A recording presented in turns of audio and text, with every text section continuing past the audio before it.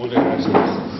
Jo avui vull que estigués aquí entre nosaltres l'administrador diocesà perquè realment fins al dissabte no sóc el bisbe de Mallorca, pròpiament. Soc el bisbe designat, electe,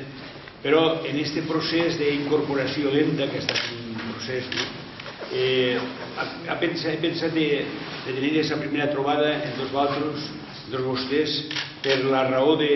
fonamental que els mitjans és la porta oberta a tantes persones, a tantes cases, a la societat en general.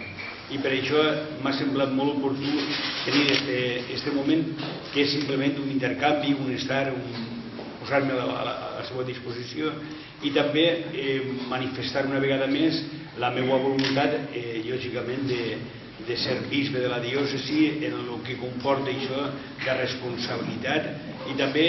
d'estimació per a tota la vida de la diòcesi de Mallorca, que en tants aspectes és tan rica en tants elements. Jo personalment estic aquí ja uns dies, vaig a poc acostumant-me aquí a la humitat,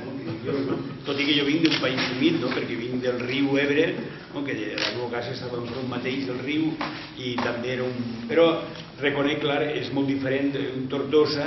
en una ciutat de 30.000 habitants, en un ambient més rural, a una ciutat ja més cosmopolita, més oberta, no sols a la mar, sinó tantes coses com és Palma i com és en general la diòcesi de Mallorca, fa molts anys. Allà portem ja 40 anys o 50 que això no es fa. I per tant un bisbe, quan arriba a una diòcesi, el normal com un rector d'una parròquia, el primer any és observar, informar-te,